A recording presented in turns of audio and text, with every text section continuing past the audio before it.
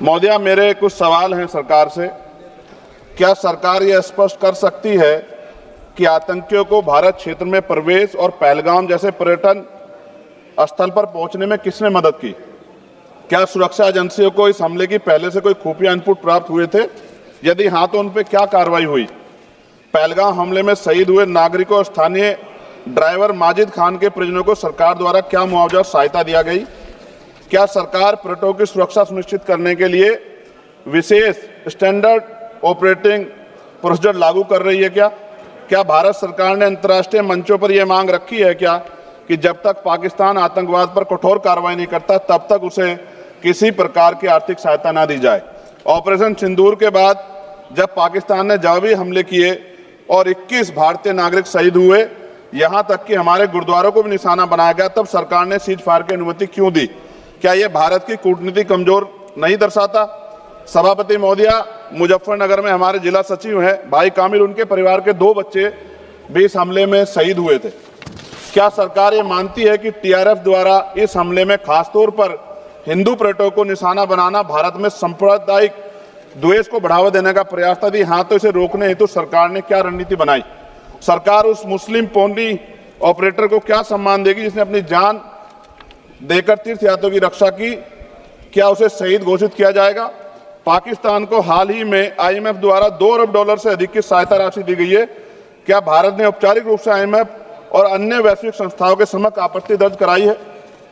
क्या सरकार ने जांचा है कि आईएमएफ या अन्य विदेशी मदद का कोई हिस्सा आतंकवादी गतिविधियों में उपयोग तो नहीं हो रहा है? क्या सरकार ये स्वीकार करती है कि पहलगाम हमले में खुफिया तंत्र पूरी तरह विफल रहा है? यदि हाँ, तो कौन जिम्मेदार है और उसके विरुद्ध क्या कार्रवाई होगी? क्या सरकार स्पष्ट कर सकती है इतने भारी सुरक्षा प्रबंधों के बावजूद टीआरएफ जैसे आतंकवादी संगठन के सदस्य भारत में प्रवेश कैसे कर जाते हैं? क्या सरकार ये बताएगी पहलगाम जैसे संवेदनशील क्षेत्र में सुरक्षा समीक्षा अंतिम बार कब की गई थी और उसमें क्या कमियां चिन्हित की गई थी? प्रधानमंत्री जी ने इस हमले के बाद पहलगाम का दौरा क्यों नहीं किया जबकि देश भर में भावनात्मक उबाल था? क्या सरकार ने शहीद हुए नागरिकों के परिजनों को आर्थिक मदद व स्थायी सहायता प्रदान की? यदि हाँ, तो उसका विवरण सदन में प्रस्तुत करें। महोदया, सरकार के लोग सेना के सम्मान की बात करते हैं। इस घटना के बाद सेना के जवान अमरनाथ यात्रा की ड्यूटी पर जा रहे थे, ऐसी रेल दी गई उनको जिसकी हालत बड़ी खराब थी। सेना के जवानों ने मना कर दिया कि हम इस रेल में नहीं बैठेंगे। 4 दिन बाद बदलनी पड़ी। और सरकार के नेताओं की भाषा देखिए, कर्नल सोफिया कुरैशी के बारे में किस तरह के शब्द यूज किए गए, इन पे भी हमें चिंता करनी चाहिए। देश की सेना के लिए मेरी मांग है महोदया कि सेना और अर्धसैनिक बलों के वेतन को टैक्स मुक्त किया जाए, बैटल ऑफ ऑनर से सम्मानित, क्योंकि ये इस समय ऐसा विषय चल रहा है कि देश की सेना पे हमें गौरव है, गर्व है, लेकिन जिस तरह से आतंकवादी गतिविधियां बढ़ी है, मेरी मांग है कि बैटल ऑफ ऑनर से सम्मानित चमार रेजिमेंट को बहाल किया जाए, Gurjar regiment, Mehtar regiment, Yadav regiment बनाए जाए, क्योंकि देश का जो किसान का मेरा है उसके अंदर, देश का जो गांव में रहने वाला जो व्यक्ति है उसके अंदर देश प्रेम का जज्बा बहुत जबरदस्त है। अगर इनको मौका मिलेगा तो शायद पाकिस्तान छोड़िए, चाइना की हिम्मत भी नहीं होगी कि हमारे देश की तरफ आंख उठा के देख ले। महोदया, बाबा साहब अम्बेडकर कहते थे हम प्रथम और अंत्य भारतीय हैं। भारत के आन पे जब आंच आती है तो जिस तरह इस बार प्रदर्शन हुआ, एकजुट रहा देश, सारा विपक्ष हो पक्ष सब एकजुट रहे, ऐसे हमें एकजुट रहना चाहिए। अगर हम एकजुट रहेंगे तभी हम आतंकवादियों से लड़ पाएंगे। महोदया, 1965, 71, 1999 के युद्ध में किसी भी अरब देश ने पाकिस्तान का साथ नहीं दिया था, लेकिन आज एक भी अरब कंट्री हमारे फेवर में नहीं खड़ी। क्या हमें अपनी फॉरेन पॉलिसी पर नहीं सोचना चाहिए कि ऐसा क्या हो गया कि हमारी राजनीतिक जो भारतीय की लोकल राजनीति है, इसके चक्कर में क्या हमारी फॉरेन पॉलिसी या हमारे मित्रों को के मन में पीड़ा तो नहीं पहुंच रही है? पाकिस्तान ने कहा और आपने मान लिया, और आपने सीज फायर का आज रक्षा मंत्री जी को मैंने सुना, उन्होंने कहा भाई, उन्होंने कहा कि महाराज हाथ जोड़ते हैं, छोड़ो, उन्होंने कहा और आपने मान लिया। लेकिन फिर उसके बाद 10 तारीख को दोबारा से जो है ड्रोन उड़े और 15 लोग शहीद हुए, 43 लोग घायल हुए। हम अपने आम नागरिकों को क्यों, जबकि मान रहे हैं, मैंने रक्षा मंत्री जी को सुना, वो कह रहे हैं कि ऑपरेशन सिंदूर खत्म नहीं हुआ, ये रोका गया, इसका मतलब हमें खतरा है कि दोबारा भी हमला हो सकता है, पाकिस्तान अपनी हरकतों से बाज नहीं आ रहा है। तो हम अपने आम नागरिकों को और सेना के जवानों के जीवन को खतरे में क्यों डाल रहे हैं भविष्य में? क्या हमें इसके पुख्ता और परमानेंट इंतजाम नहीं करने चाहिए? जैसे अगर सरकार को, मैंने कई बार सुना सरकार के लोग अखंड भारत की बात करते हैं, इससे अच्छा मौका आपको काम मिलता। पीओक्यू लेने के बाद हमारे उत्तर प्रदेश के मुख्यमंत्री बार बार कहते हैं कि चुनाव में कह रहे थे 6 महीने के बाद पीओक्यू इधर होगा, सरकार बन की, जनता ने तो मौका दे दिया, कहां है पीओक्यू, क्यों नहीं लेके आए इस बार आप लोग?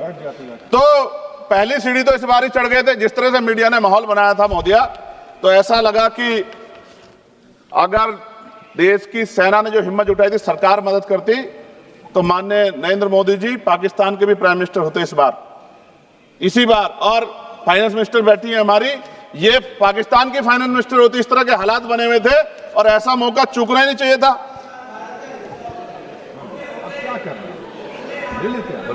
ले लेते, इससे अच्छा मौका किसे कैसे मिलता? पूरा देश एकजुट था। मोदी, मैं खत्म करूंगा, पूरा देश एकजुट था, इससे अच्छा मौका कहां था? लेकिन अब अमेरिका में बैठ के कोई देश के फैसले कर ले तो देश की गरिमा पे, संप्रभुता पे बहुत बड़ा हमला है। इसको हमें समझना चाहिए, हमें समझना चाहिए किसी की हैसियत नहीं है। भारत दुनिया में इकलौता ऐसा देश है जिसका कोई मुकाबला नहीं कर सकता है। यहां का 140 करोड़ देशवासी एकजुट खड़ा है और सबको जवाब दे सकता है। मोदी, आज खत्म करते हुए कहूंगा, अमरनाथ की यात्रा आ रही है अगस्त के फर्स्ट वीक में, चल भी रही है, नहीं चल रही। अनुराग भाई, आपको बोलने का मौका नहीं दिया, आप ये नाराजगी मेरे ऊपर मत उतारो। आप लड़ो ना उनसे, आप लड़ो चेयर से, मुझे काहे को करना। खत्म हो रही है अमरनाथ की यात्रा, खत्म होने वाले, सुरक्षा के पुख्ता इंतजाम होने चाहिए और दोबारा ऐसी कोई घटना ना हो। लेकिन अंत में महोदय मैं कहूंगा, आम लोगों की जान भी गई, क्या सरकार ने उन परिवारों को मुआवजा दिया है? क्या उनके जीवन का कोई मूल्य नहीं? जिन्होंने अपने परिवार खोए, जिन्होंने अपना घर का बेटा, पति, घर का कमाने वाला खो दिया, उनका भी तो अधिकार बैठता है। सरकार ने क्या मुआवजा दिया, इस बात की जानकारी भी सरकार को पटल पर रखनी चाहिए, सामने रखनी चाहिए। और अंत में मैं धन्यवाद दूंगा भारतीय सेना को और भारत के का जो प्यार है कि पाकिस्तान और आतंकवादियों के भरसक प्रयास था कि यहां सांप्रदायिकता का माहौल बन जाए, लेकिन देशवासियों ने समझदारी दिखाई। और कश्मीरियों को भी मैं बहुत धन्यवाद देता हूं कि उन्होंने कोशिश की कि किसी भी तरह से कश्मीर के ऊपर जो ये इतना बड़ा इल्जाम लगा है, ये इल्जाम में कश्मीरी शामिल ना हो और ऐसे आतंकवादियों पर सख्त कार्रवाई। पता लगा है कि महादेव, ऑपरेशन महादेव हुआ है और यही पता लगा कि वो तीनों आतंकवादी मारे गए। लेकिन मैंने अखबार में ये भी पढ़ा था कि वो जो मुख्य आरोपी था कुछ दिन पहले पाकिस्तान में था। कोई पिकनिक चल रही है कि उधर भी चले जाते, इधर भी आ जाते? क्या है बॉर्डर पे ऐसा? ये बताना चाहिए ना देश को। मैं आपका धन्यवाद करूंगा और भारत की महान सेना को मैं बधाई देता हूं, उनके लिए मंगल कामना करता हूं। जय भीम, जय भारत। महोदय धन्यवाद। माननीय सदस्य श्री एन के प्रेम